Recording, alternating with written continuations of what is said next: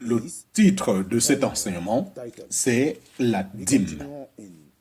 Nous continuons dans cette partie 3 de cette série d'enseignements appelée la dîme, écrit par notre bien-aimé frère Stéphane et traduit par le bien-aimé frère Honoré. Des choses avant la loi, le sacrifice, la sacrificature, la dîme, la circoncision. Premièrement, le sabbat.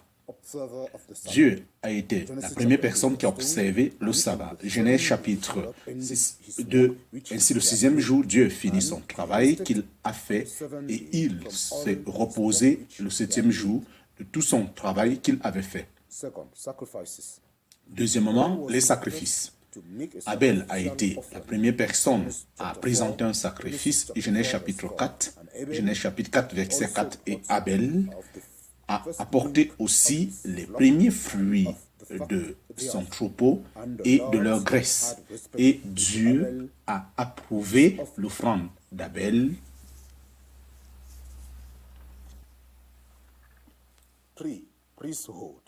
Point numéro 3, la sacrificature.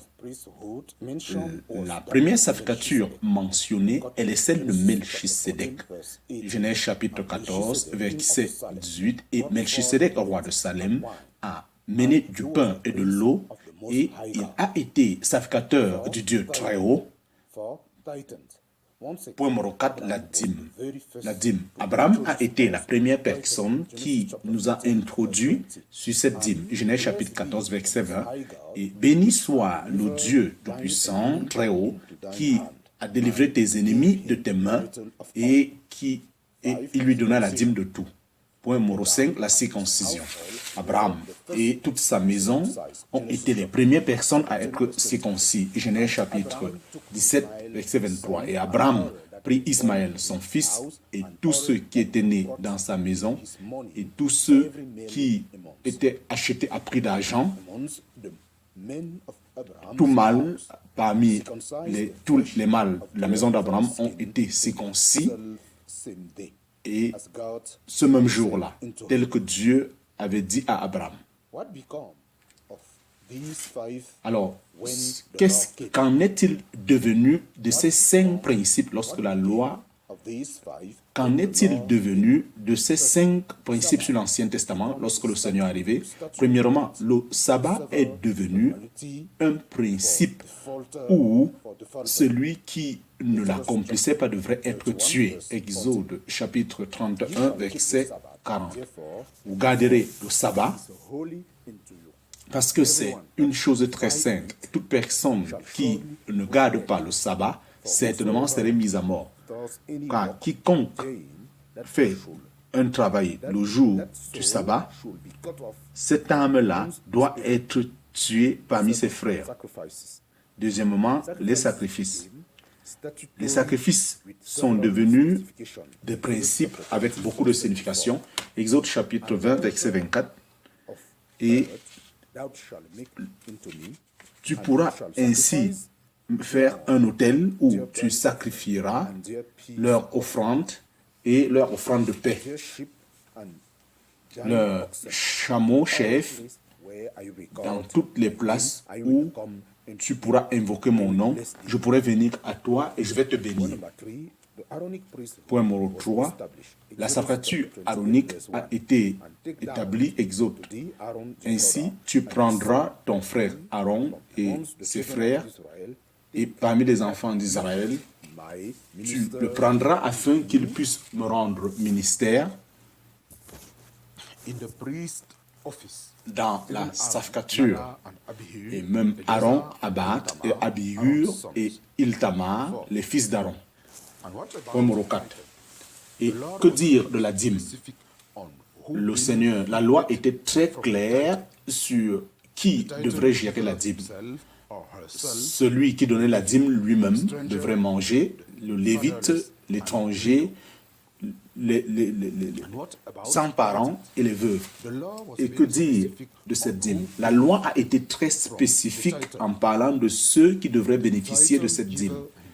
Celui qui donne la dîme lui-même doit bénéficier de cette dîme, ou elle qui donne, le lévite doit en bénéficier, l'étranger l'orphelin et les veuves.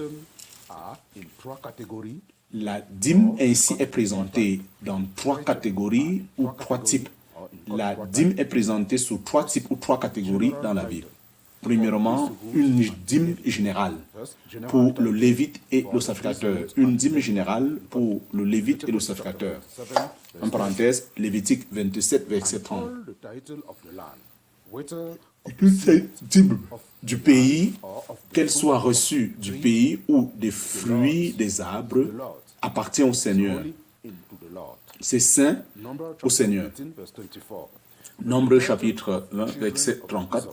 Ainsi, la dîme des enfants d'Israël qu'ils devraient offrir comme offrande à l'Éternel, je l'ai donné aux Lévites afin qu'ils puissent en héritier, qu'ils deviennent héritiers. C'est pourquoi je leur ai dit parmi les enfants d'Israël qu'ils ne doivent pas avoir d'héritage. Point numéro 3, la dîme annuelle. Point numéro 3, la dîme annuelle. Pour celui-là, pour celui qui donne, pour le pauvre, pour l'orphelin. Point numéro 3, la dîme annuelle pour celui qui donne, pour le pauvre et pour le lévite. Deutéronome chapitre 40, verset 22 à 23. Ainsi tu pourras donner la dîme de toute ta sémence, afin que ce que ton champ apporte année par année, et tu dois manger cela devant le Seigneur ton Dieu, dans la place auquel le Seigneur a choisi pour placer son nom là. La dîme de leur revenu, de leur vin et de tout, et ainsi le premier-né de leurs animaux, afin que tu puisses apprendre à craindre l'Éternel, ton Dieu toujours. Nous étions au point numéro 3. Nous sommes présentement au point... C'était le point numéro 2. Nous étions au point numéro 2. Nous sommes présentement au point numéro 3. La dîme chaque 3 années, la dîme chaque 3 fois par an. Ainsi, la dîme après chaque 3 années était pour le lévite, les orphelins, Deutéronome chapitre 40, verset 28. À la fin de chaque 3 années, tu apporteras toute la dîme de tes revenus la même année et tu pourras le déposer à l'entrée de ta porte. Deutéronome, chapitre 27, verset 13. Lorsque tu pourras rassembler tous ces offrandes, la 3e année, qui est l'année de la dîme, et tu la donneras aux Lévites, à l'étranger, à l'orphelin et à la veuve, afin qu'ils puissent manger devant tes tentes et être joyeux.